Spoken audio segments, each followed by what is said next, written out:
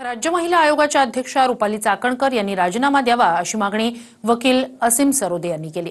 आयोगाचं सदस्य होण्याआधी पक्षाचं सदस्य व्हा अशी अट घालण्यात आली असा दावा सरोदे यांनी केलाय। पाहूया।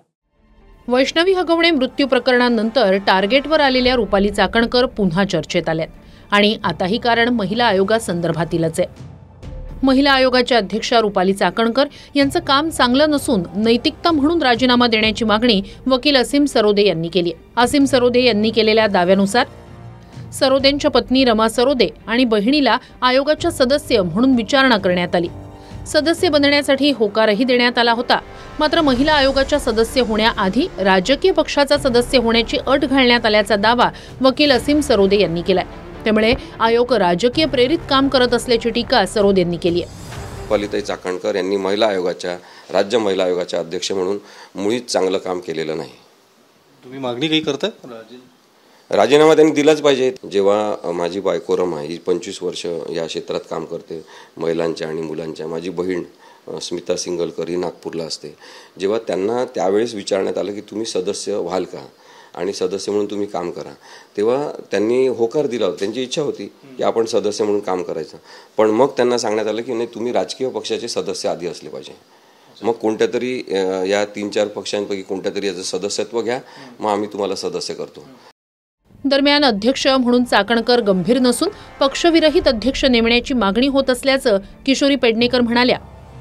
मला कल्पना नाहीये, कारण कोणी कोणाला ऑफर दिली, कारण सरोदे नेहमीच चांगलं काम करतात, पण आता मागणी होते ती अशीच होते की पक्षविरहित अध्यक्ष नेमा।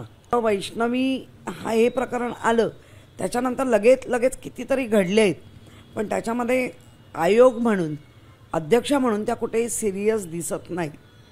वैष्णवी मृत्यू प्रकरणानंतर राजकीय वर्तुळातून महिला आयोगावर बोट ठेवत चाकणकर यांच्या राजीनाम्याची मागणी करण्यात आली। वैष्णवी असो किंवा हगवणेंची मोठी सून या संदर्भात संबंधितांनी दिलेल्या पत्रानंतरही कारवाई करण्यात आली नसल्याचं सांगत रुपाली चाकणकर यांच्या राजीनाम्याची मागणी करण्यात आली होती। त्यानंतर महिला आयोगातील सदस्य लवकर नेमले जावे अशी मागणी नीलम गोऱ्हे यांनी वैष्णवी प्रकरणादरम्यान केली होती। आणि राज्य महिला आयोगाचं काय बरोबर आहे किंवा काय चूक आहे हे ठरवण्याचं ट्रायल बाय द मीडिया किंवा ट्रायल बाय सोसायटी असं होऊ नये। नियमित बैठक राज्य महिला आयोगाने प्रत्येक जिल्ह्यात त्यांना स्वतःला शक्य नसेल तर इतरांनी घेतली पाहिजे। दुसरी माझी माननीय राज्य सरकारला विनंती आहे की सदस्य आयोगाचे लवकर नेमले जावेत। पुण्यातल्या वैष्णवीच्या प्रकरणानंतर महिला आयोग सातत्यानं वादात असलेला आपण पाहिलंय।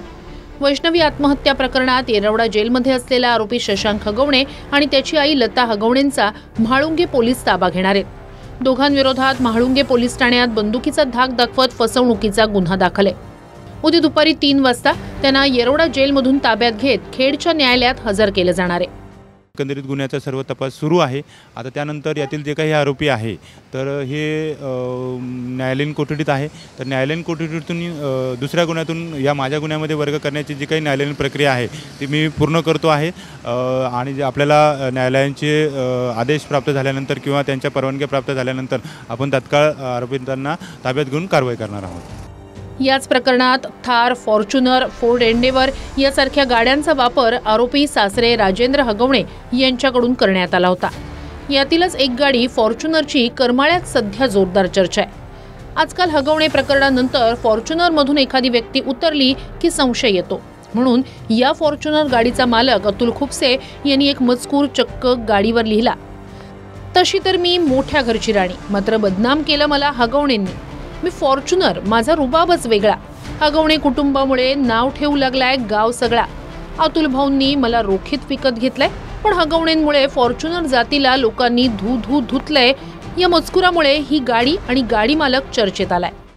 सध्या एका गाडीची जी चर्चा होती ते म्हणजे फॉर्च्युनर गाडीची, की ती गाडी जी आहे ते हुंड्यामध्ये गाडी घेतली आहे असे देखील यावेळी वेगवेगळे आरोप होत आहे। त्यानंतरच फॉर्च्युनर गाडी ही चर्चेत आली होती। अशाच पद्धतीनं करमाळा तालुक्यातील एका शेतकरी व जे कार्यकर्ते आहेत त्यांनी देखील आपण पाहू शकतो की त्यांच्या फॉर्च्युनरवरती अगदी एक वेगळा मजकूर जो आहे तो मजकूर त्यांनी या ठिकाणी लिहिला आहे।